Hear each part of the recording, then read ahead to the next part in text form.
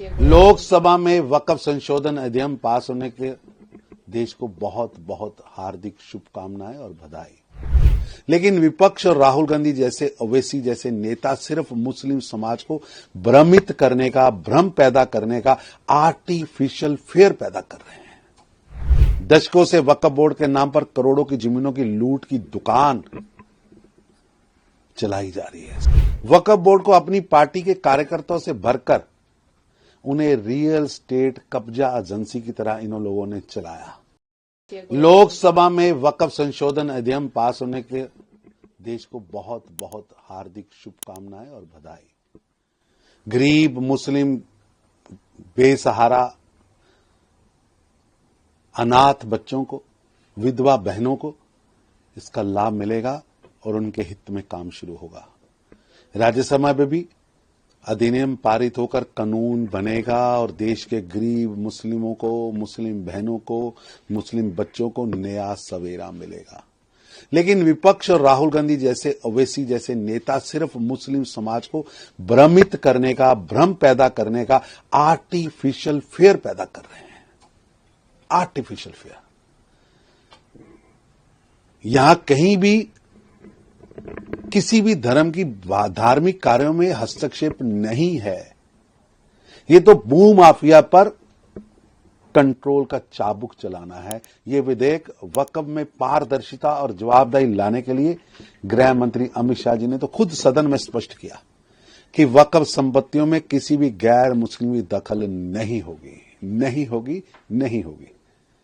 दशकों से वक्फ बोर्ड के नाम पर करोड़ों की जमीनों की लूट की दुकान चलाई जा रही है। 100 साल तक लीज दी जाती है, निजी सौदेबाजी की जाती है, अंडर द टेबल पैसा दिया जाता है। जो पैसा गरीब महिलाओं के लिए, विधवा बहनों के लिए, स्कूलों के लिए जाना चाहिए, वो पैसा नेताओं की जेब में जा रहा है और लुटेरों की पॉकेट भरी जा रही है। कांग्रेस और सपा की बयानबाजी सिर्फ तुष्टीकरण की राजनीति है। अब हर वक्फ सौदे का रजिस्ट्रेशन होगा, रिकॉर्ड और सार्वजनिक निरीक्षण होगा। वक्फ संपत्तियों से होने वाली कमाई उपयोगी शिक्षा, स्कॉलरशिप, स्वास्थ्य सुविधा और रोजगार कार्यक्रमों के लिए लगेगी और गरीबों का, बेसहारा विधवा महिलाओं का, अनाथ बेसहारा बच्चों का भला हो पाएगा। जी सर, वैसी हो गए, उनका कहना है कि ये एक ब्लैक डे है मुस्लिम्स के लिए। कांग्रेस और सपा के कुछ नेता मानसिक दिवालियापन पर चले गए हैं और वक्फ संपत्तियों को वोट बैंक के लिए कारोबार करने वाले भू माफिया और भू लुटेरों के साथ मिलकर कठपुतली की तरह काम कर रहे हैं। वक्फ बोर्ड को अपनी पार्टी के कार्यकर्ताओं से भरकर उन्हें रियल स्टेट कब्जा एजेंसी की तरह इन लोगों ने चलाया। अब जब नरेंद्र मोदी जी की सरकार जवाबदेही ला रही है, जमीनों का रिकॉर्ड रखना चाह रही है, जमीनों का प्रयोग गरीबों के लिए करवाना चाह रही है, तो इन दलों के नीचे से जमीन खिसक रही है। इन्हें भूलना नहीं चाहिए जिन्होंने शाहबानों से लेकर 3 तलाक तक मुस्लिम महिलाओं के अधिकारों को कुचला, जो आज धर्म के नाम पर सियासत कर रहे हैं।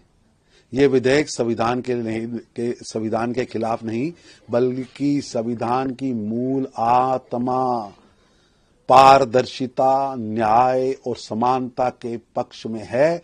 ये बिल मुस्लिम्स के हक में है, ठेकेदार, लुटेरे और भू माफिया के खिलाफ है। अगर आप ताज़ा खबरों के साथ हमेशा जुड़े रहना चाहते हैं तो अभी हमारे YouTube चैनल पंजाब केसरी दिल्ली को सब्सक्राइब करें। साथ ही Facebook और Instagram पर भी हमें फॉलो करना ना भूलें। आपका समर्थन ही हमारी ताकत है। धन्यवाद।